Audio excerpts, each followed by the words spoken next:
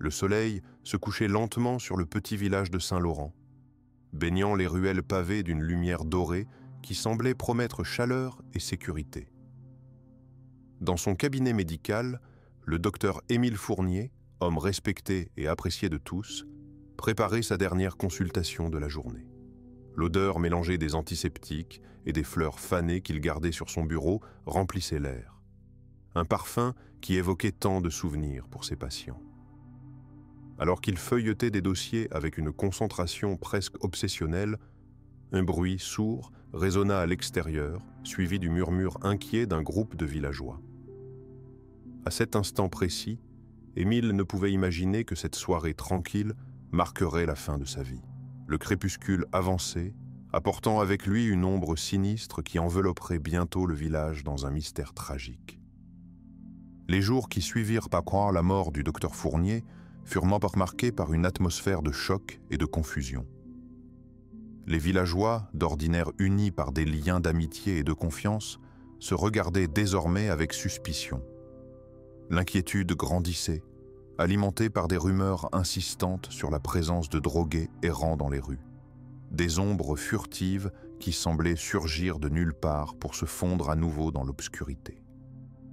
Chaque coin de rue devenait un terrain propice aux murmures effrayants, tandis que les familles fermaient leurs volets plus tôt, cherchant refuge dans l'illusion d'une sécurité retrouvée. Dans le cabinet du médecin, les souvenirs affluaient. Ses patients avaient tant compté pour lui, et lui-même avait porté leur souffrance comme un fardeau sacré. Pourtant, au fur et à mesure que les enquêteurs creusaient, une vérité plus dérangeante commençait à émerger sous la surface des apparences. Qui aurait pu vouloir faire du mal à cet homme dévoué? Et surtout, qui parmi ceux qui l'avaient sauvé pourrait être devenu son bourreau? La tension montait, créant une toile d'angoisse où chaque regard échangé était chargé de secrets inavoués. Le docteur Émile Fournier était bien plus qu'un simple médecin pour le village de Saint-Laurent. Il était un pilier de la communauté, un homme dont l'empathie et la compétence avaient guéri tant de maux. Âgé de 50 ans, il avait consacré sa vie à son art, passant des nuits blanches à veiller sur ses patients, tout en jonglant avec les exigences d'une clinique toujours occupée. Sa stature imposante et son sourire réconfortant inspiraient hier et confiance, tandis que ses mains expertes prodiguaient des soins avec une douceur presque maternelle. Cependant, derrière cette façade de respectabilité, se cachait un homme rongé par des démons intérieurs.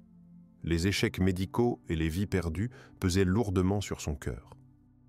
Ce fardeau était particulièrement lourd en ce qui concernait Clara, une jeune patiente atteinte d'un cancer en phase terminale, qu'il avait soignée avec une ardeur inébranlable. Alors que les membres de la communauté pleuraient de sa mort, peu savaient que le docteur Fournier vivait dans l'ombre d'un sentiment persistant de culpabilité, convaincu qu'il aurait pu faire davantage pour sauver certains de ses patients. Cette vulnérabilité, cette autodestruction silencieuse, rendait son tragique destin encore plus poignant. Il n'était pas seulement un médecin, mais un homme aux prises avec la fragilité de la vie elle-même. Les premiers signes de danger avaient été si subtils qu'ils étaient passés inaperçus aux yeux des villageois. Des rendez-vous manqués, des murmures à voix basse dans la salle d'attente du cabinet, une atmosphère chargée de tensions non exprimées, tout cela aurait dû éveiller l'inquiétude. Émile notait un changement chez certains de ses patients, notamment chez ses plus vulnérables, ceux qui luttaient contre des dépendances ou des maladies mentales. L'angoisse se mêlait à la désespérance dans leurs yeux, mais il était trop absorbé par son travail pour percevoir les véritables dimensions de leur souffrance. Dans la rue, des graffitis apparaissaient sur les murs, des cris silencieux d'une jeunesse perdue. Ils parlaient d'un monde où l'espoir avait laissé place à la colère et à la douleur. La veille de sa mort, Émile avait eu une conversation troublante avec Clara, qui lui avait avoué sa frustration face à son état et à sa dépendance aux médicaments. Ces mots résonnaient encore dans l'esprit du médecin. « Tu me sauves physiquement, Émile, mais qui va sauver mon âme ?» L'ombre de cette confession le hantait, alors qu'il se dirigeait vers une fin tragique et inexorable. Les signes étaient là, mais le médecin n'avait pas su les lire. Il était trop occupé à soigner les corps pour réaliser que les esprits autour de lui étaient en proie à une tempête bien plus dévastatrice. La mémoire d'Émile Fournier était souvent assombrie par ce qui s'était passé quelques mois auparavant. Lors d'une visite à domicile chez Clara, il se souvint des larmes qui avaient coulé sur ses joues, des mots poignants qu'elle avait prononcés alors qu'ils discutaient des traitements expérimentaux. « Je veux vivre, Émile. Je veux voir les feuilles changer de couleur cet automne. Je veux sentir le vent sur mon visage. » Son regard, à la fois plein d'espoir et de désespoir, avait profondément touché le médecin. Il se remémorait la détermination avec laquelle il avait promis de tout faire pour l'aider à combattre sa maladie incurable. Avec une nouvelle thérapie, il avait vu Clara répondre positivement au traitement, jusqu'à son incroyable rémission. Mais cette victoire était teintée d'un sentiment ambigu. Alors que Clara reprenait goût à la vie, Émile se sentait pris au piège dans un dilemme moral déchirant. Pour chaque instant de joie qu'il lui avait offert, il se sentait également responsable du poids d'un espoir qu'il ne pouvait garantir. Ce souvenir persistait dans son esprit comme un écho lancinant. Clara était devenue une survivante grâce à son intervention médicale, mais à quel prix? La culpabilité de cet acte salvateur pesait lourdement sur lui, semant les graines d'une tragédie imminente dont personne n'aurait pu deviner l'ampleur. Clara Martin, la patiente qui avait défié les pronostics, était devenue le visage de l'espoir dans le village. À 32 ans, son parcours était marqué par des luttes incommensurables contre le cancer, mais sa rémission soudaine avait suscité admiration et curiosité. Cependant, derrière ce sourire lumineux, se cachait une psyché tourmentée. Son enfance difficile dans une famille dysfonctionnelle avait laissé des cicatrices invisibles, nourrissant un sentiment d'abandon qui s'était intensifié par ces années de maladie. Les traitements lui avaient conféré une force physique, mais ils avaient également exacerbé ses angoisses intérieures, rendant sa relation avec Émile encore plus complexe. Elle voyait en lui non seulement un médecin, mais un sauveur dont elle avait désespérément besoin pour échapper à l'emprise de la mort. Pourtant, cette dépendance à son égard s'accompagnait d'une colère sourde. Clara ne pouvait s'empêcher de penser qu'elle aurait dû mourir plutôt que de vivre avec le poids d'une survie imposée par quelqu'un d'autre. Son affection envers Émile se mêlait à des sentiments contradictoires de ressentiment et de gratitude. Dans sa tête, elle se répétait sans cesse que vivre n'était pas seulement une question de respirer, c'était aussi un combat pour retrouver sa propre identité au-delà du diagnostic. Ainsi, alors que les autres voyaient en elle un miracle vivant, Clara se sentait piégée entre la vie et la mort, prête à tout pour comprendre son existence redéfinie. Le cabinet médical d'Émile Fournier, une structure modeste aux murs jaunis par le temps, était un lieu de confiance pour les habitants de Saint-Laurent. Ce jour-là, cependant, l'atmosphère qui y régnait était tout sauf rassurante. La lumière du matin filtrait à travers les rideaux en dentelle, projetant des ombres dans le bureau encombré de dossiers médicaux et d'outils stériles. L'odeur familière des antiseptiques se mêlait à celle plus douce des fleurs que sa femme avait placées sur son bureau. Mais ce décor familier allait être le théâtre d'un événement tragique. Émile avait prévu une journée chargée avec plusieurs rendez-vous. Mais lorsqu'il ne se présenta pas au déjeuner, une inquiétude sourde commença à s'installer dans l'esprit de ses patients et de son personnel. Les minutes devenaient rang des heures, et l'anxiété palpait dans l'air comme un orage imminent.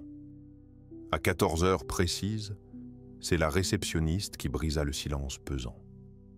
En entrant dans son bureau, elle découvrit Émile affalé sur son fauteuil, le visage pâle et sans vie.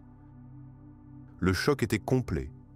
Les cris résonnaient dans le couloir alors que la réalité s'imposait brutalement. Le respecté docteur n'était plus. Les premiers témoins parlèrent rapidement de symptômes inédits chez lui. Il semblait avoir subi une crise cardiaque soudaine. Mais quelque chose dans cette scène laissait présager bien plus qu'un simple accident médical. La chronologie de cet événement tragique était aussi troublante que la mort d'Émile elle-même. À 10 heures, il avait accueilli son premier patient, une femme âgée souffrant d'arthrite, avec son habituel sourire réconfortant. Les échanges avaient été fluides, ponctués de rires et de conseils médicaux, mais un léger malaise s'était insinué dans l'air lorsque Clara était arrivée à 11 heures pour son rendez-vous. Émile, conscient des défis émotionnels liés à sa rémission, avait essayé d'être particulièrement attentif. La consultation avait duré plus de temps que prévu. Les deux avaient très partagé des souvenirs et des espoirs pour l'avenir. À midi, Clara était partie le cœur léger, remerciant Émile pour son soutien indéfectible. Mais à ce moment-là, quelque chose avait changé chez lui. Selon les témoignages recueillis par la police, Émile semblait agité après son départ. Au lieu de prendre une pause bien méritée pour le déjeuner, il avait décidé de se plonger dans des dossiers médicaux en retard. L'enquête qui s'ensuivit fut un tourbillon d'interrogatoires et de témoignages, chaque personne interrogée ajoutant une couche de complexité à cette tragédie. La réceptionniste, Claire, était la première à être questionnée. Elle avait remarqué qu'Émile semblait un peu nerveux ce matin-là, jetant des coups d'œil furtifs à l'horloge comme si le temps lui échappait. Les autres patients, lorsqu'ils furent appelés, décrivirent tous un homme dévoué et passionné par son métier, mais certains avaient aussi remarqué une ombre sur son visage ces dernières semaines. Un jeune homme du quartier, connu pour ses problèmes de drogue, témoigna qu'il avait croisé Émile à plusieurs reprises dans des circonstances douteuses, insinuant que le médecin aurait pu être impliqué dans des affaires louches.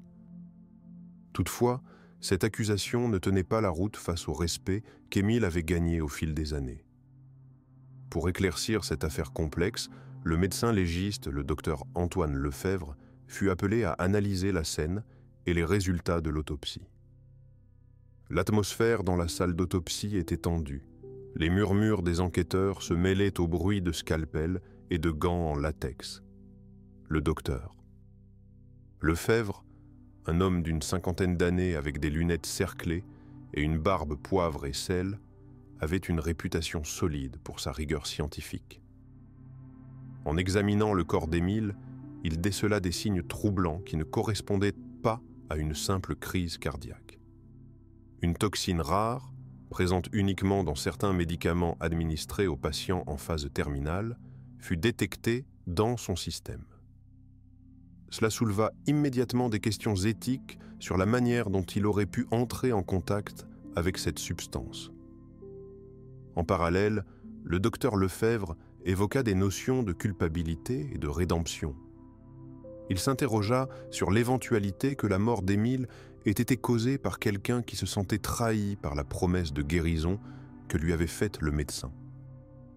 Les ramifications morales de cette découverte plongèrent de l'enquête dans un abîme encore plus profond, alors que tous commençaient à comprendre que le véritable coupable pourrait être plus proche qu'ils ne l'auraient jamais imaginé.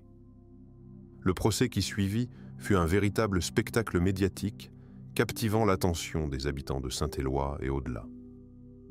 D'un côté, la défense, représentée par Lucie Moreau, plaidait la passion et l'intégrité d'Émile, un homme qui avait consacré sa vie à sauver celle des autres. Elle évoqua les témoignages des patients qui avaient bénéficié de ses soins, peignant le portrait d'un médecin altruiste, pris au piège dans un réseau de rumeurs malveillantes.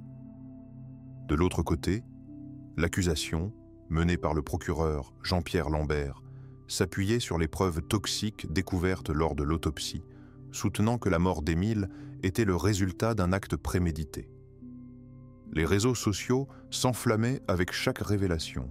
Des hashtags tels que « Justice » pour Émile et « Vengeance de Clara » faisaient surface, alimentant les spéculations autour de la culpabilité de Clara. Les débats étaient intenses. Certains témoins évoquaient la souffrance de ceux qui avaient été laissés pour compte dans le système médical, tandis que d'autres plaidaient pour une compréhension plus profonde des enjeux éthiques entourant la médecine moderne. Au fur et à mesure que le procès avançait, un sentiment de tension palpable se développait dans la salle d'audience, chacun attendant avec impatience le moment où la vérité éclaterait enfin au grand jour. Alors que le procès atteignait son paroxysme, une révélation inattendue fit surface, changeant le cours de l'affaire.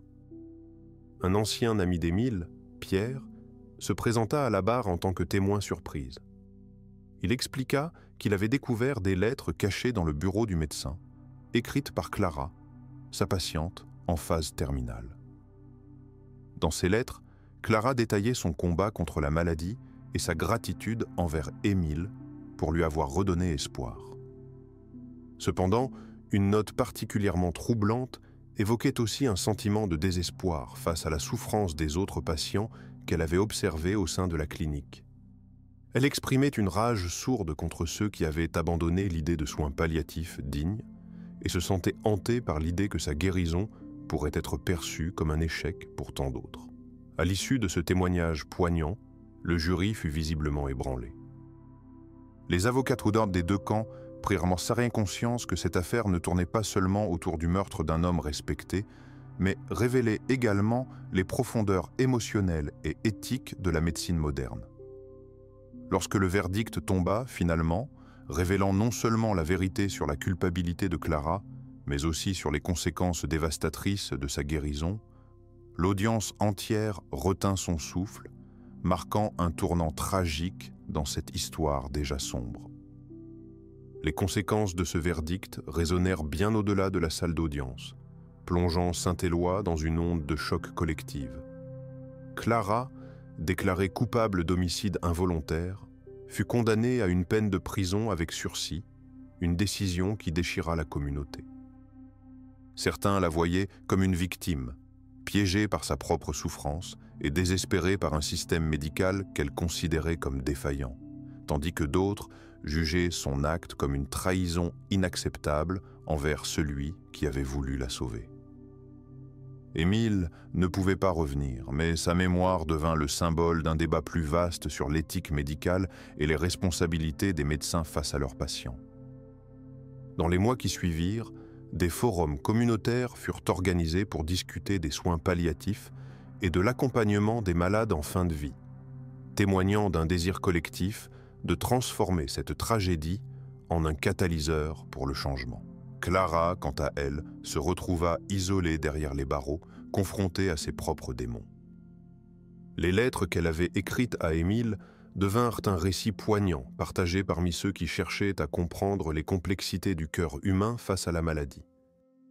Bien que le village fût marqué par cette affaire tragique, il émergea avec une volonté renouvelée de réfléchir sur la vie, la mort et ce que signifie véritablement guérir. Les mois passèrent et Saint-Éloi commença à panser ses blessures, mais l'ombre d'Émile continuait de planer sur le village. La clinique, désormais fermée, devint un lieu de pèlerinage pour ceux qui avaient reconnu la bienveillance du médecin. Les murs portaient encore les échos des rires des enfants qu'il avait soignés, des conversations apaisantes avec les aînés et des promesses de guérison. Clara, de son côté, trouva une forme de rédemption dans l'écriture, consignant ses pensées et émotions dans un journal qui devint peu à peu un témoignage puissant de sa lutte interne. Ce processus lui permit d'affronter non seulement sa culpabilité, mais aussi la complexité de ses relations avec les autres patients qu'elle avait côtoyés. Elle s'engagea à réfléchir sur ce que signifie vraiment être sauvée et sur la douleur que sa guérison avait infligée à d'autres. En parallèle, un groupe de soutien pour les survivants du cancer vit le jour à Saint-Éloi, inspiré par l'histoire d'Émile et la quête de Clara pour donner un sens à son chemin tortueux. Les acteurs locaux organisèrent des événements pour lever des fonds destinés à améliorer les soins palliatifs dans la région. Bien que le passé ne puisse être effacé, il devint une force motrice pour le changement et la compassion. La communauté s'était transformée. Elle avait appris à écouter les histoires de chacun, à reconnaître les luttes individuelles derrière chaque sourire ou larme, établissant ainsi un lien indéfectible entre la vie et la mort, entre espoir et désespoir. L'hiver s'installa lentement sur Saint-Éloi, apportant avec lui un manteau de neige qui couvrait les cicatrices laissée par la tragédie. Dans ce paysage immaculé, une nouvelle ère se dessinait, teintée de résilience et d'espoir. Le village avait appris à honorer la mémoire d'Émile, non seulement par des gestes symboliques, mais aussi en intégrant ses principes dans la pratique médicale locale. Des discussions sur l'éthique en médecine prirent place dans les écoles et les cafés, où des habitants partageaient leur vision sur la façon de mieux accompagner les malades et leurs familles. Clara, bien qu'incarcérée, devint un symbole puissant du changement. Ses écrits furent publiés dans un recueil qui circula parmi ceux qui aspiraient à comprendre les luttes des malades en phase terminale. Ce livre provoqua une onde de choc au-delà des frontières du village, attirant l'attention des médias nationaux et suscitant des débats passionnés sur le droit à la vie et à la dignité dans la maladie.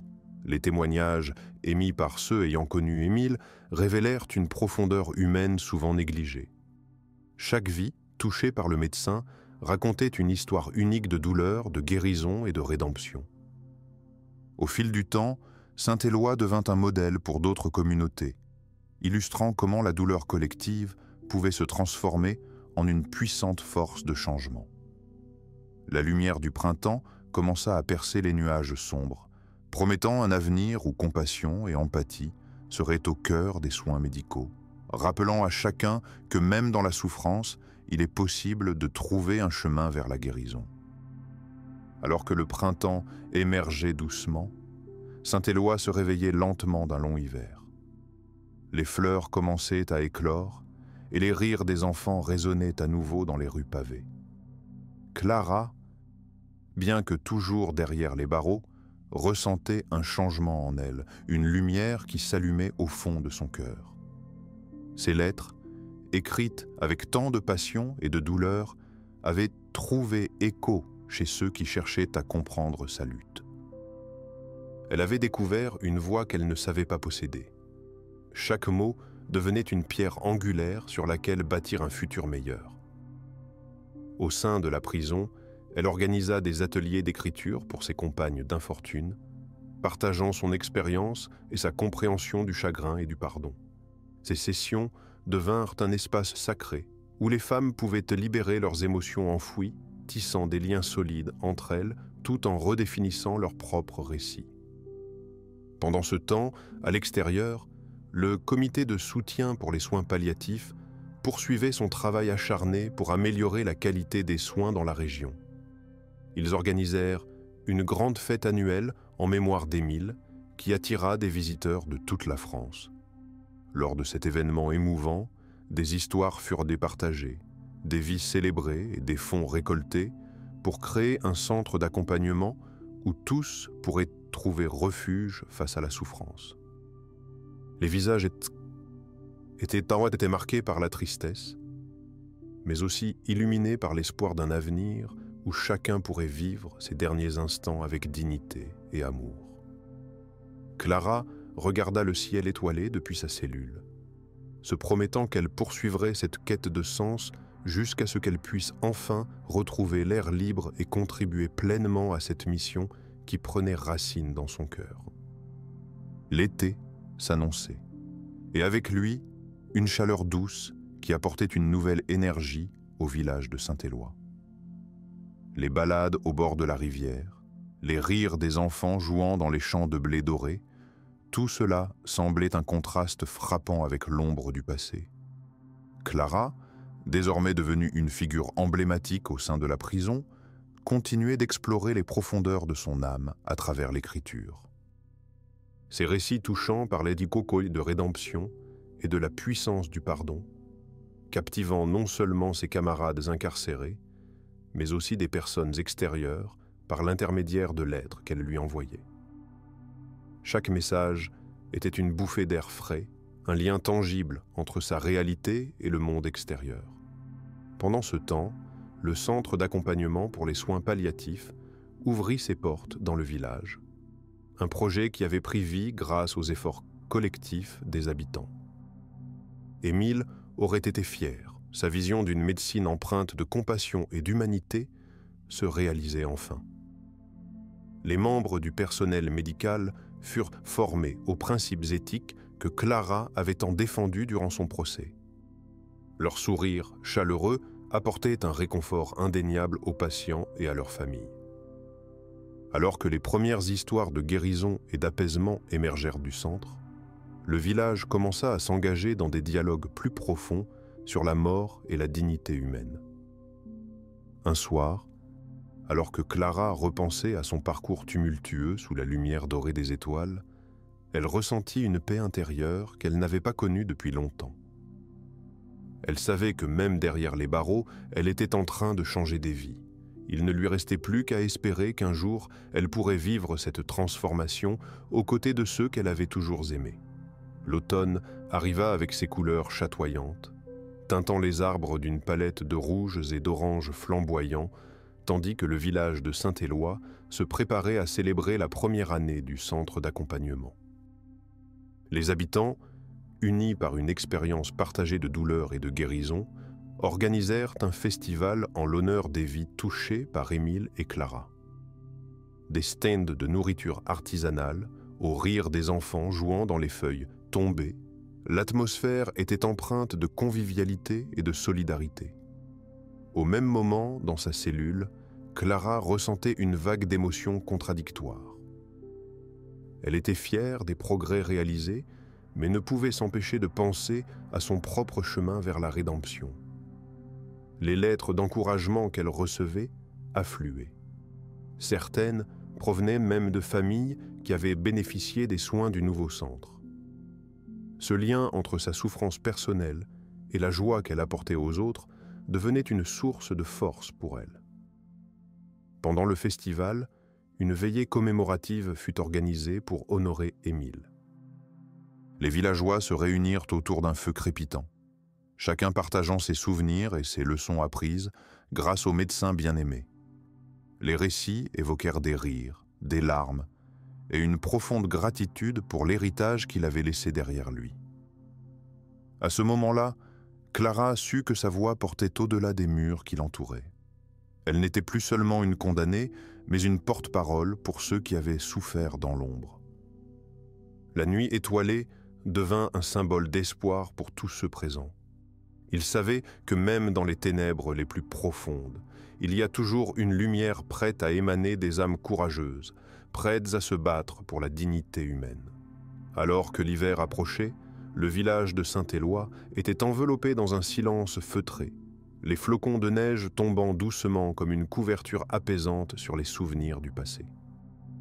Dans sa cellule, Clara continuait d'écrire, chaque mot une catharsis qui l'aidait à faire face à ses démons intérieurs.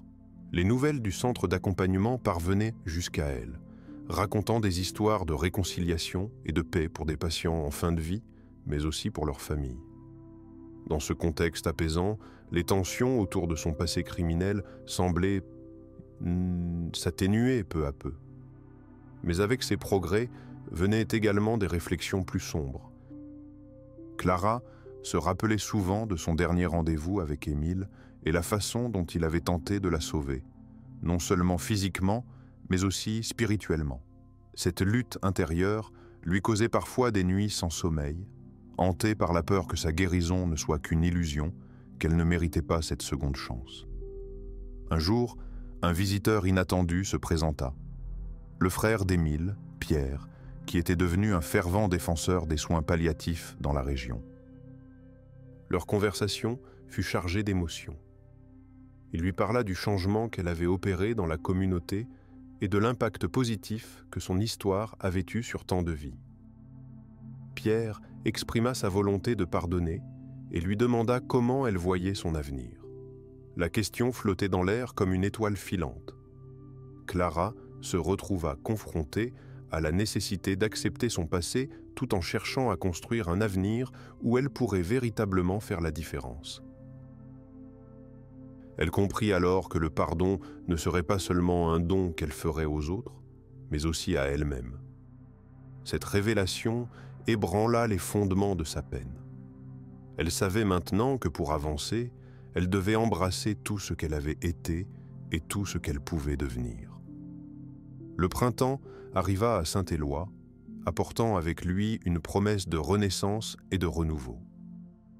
Les fleurs éclataient en couleurs vibrantes, contrastant avec la blancheur persistante de l'hiver qui s'évanouissait lentement. Pour Clara, cette saison symbolisait un tournant crucial dans son existence. Elle avait décidé d'organiser un événement au centre d'accompagnement, un forum où patients et familles pourraient donc partager leurs histoires, leurs luttes et leurs triomphes. Ce fut une première pour le village, une initiative audacieuse qui rassemblait des voix souvent étouffées par la douleur. Les préparatifs battirent leur plein. Chaque détail était soigneusement pensé pour créer un espace accueillant et réconfortant. Alors que les jours défilaient, Clara ressentait un mélange d'excitation et d'appréhension. Dans sa tête résonnèrent les mots de Pierre. Le pardon est un chemin, pas une destination. Elle comprit que cet événement serait sa manière de contribuer à ce cheminement collectif. Le jour du forum, le centre fut envahi par une atmosphère chaleureuse. Les rires se mêlaient aux murmures de solidarité et de compréhension. Les témoignages des participants touchèrent le cœur de tous présents. Une mère pleura en évoquant son fils, qu'elle avait perdu trop tôt, tandis qu'une autre femme parla de sa lutte contre la douleur chronique et comment elle avait trouvé du réconfort dans la communauté nouvellement formée. Clara écoutait attentivement, chaque histoire renforçant son engagement à faire avancer la cause des soins palliatifs. À mesure que la journée avançait, elle réalisa que ces récits n'étaient pas seulement des témoignages de souffrance, mais aussi des hymnes à l'espoir et à la résilience humaine. Cela lui offrit une perspective nouvelle sur sa propre vie. Elle n'était plus simplement définie par ses erreurs passées, mais par sa capacité à inspirer et à aider les autres à trouver leur voie vers la guérison. Ce moment, imprégné d'émotions authentiques et de partage sincère, marqua le début d'un nouveau chapitre pour elle. Elle sut qu'elle pouvait être un catalyseur pour le changement non seulement dans sa vie, mais aussi dans celle des autres autour d'elle. À mesure que les mois passaient, l'impact du forum résonnait dans tout Saint-Éloi, créant une onde de solidarité qui transcendait les murs du centre d'accompagnement. Clara, désormais devenue une figure centrale dans la communauté, était souvent sollicitée pour partager son histoire et sa vision des soins palliatifs. Les témoignages qu'elle avait entendus au forum nourrissaient son engagement. Elle était déterminée à porter la voix de ceux qui avaient été oubliés. Cependant, alors que son influence grandissait, des ombres du passé continuèrent de la hanter. Les souvenirs de l'incident tragique qui avait coûté la vie à Émile restaient vifs dans son esprit. Les murmures de certains villageois, suggérant qu'elle avait échappé à une justice méritée, ajoutaient une pression constante sur ses épaules. Un soir, alors qu'elle rentrait chez elle après une réunion au centre, elle aperçut Pierre au coin d'une rue sombre. L'inquiétude dans ses yeux la frappa. Il semblait accablé par un poids invisible. Lorsqu'il s'approcha d'elle, il lui confia que des rumeurs circulaient concernant le passé d'Émile et les véritables circonstances de sa mort. Ces spéculations troublantes menaçaient non seulement la réputation de Clara, mais aussi la mémoire d'Émile lui-même. En entendant cela, Clara ressentit une montée d'angoisse mêlée à une détermination renouvelée. Elle savait qu'elle devait agir pour protéger l'héritage de celui qui lui avait donné tant de soutien dans ses propres luttes. Ensemble, ils décidèrent d'organiser une nouvelle rencontre avec les villageois afin de clarifier les faits et d'apaiser les tensions croissantes. Ce serait une chance non seulement pour elle de défendre sa place dans la communauté, mais aussi pour Pierre de rendre hommage à son frère en révélant la vérité derrière sa mort tragique. Dans cette quête pour apaiser les cœurs et rétablir l'harmonie dans leur village bien-aimé, Clara réalisa que son chemin vers la rédemption était loin d'être achevé. Chaque pas en avant était un acte de bravoure face aux fantômes du passé, mais aussi un cri vibrant pour ceux qui souffraient encore en silence.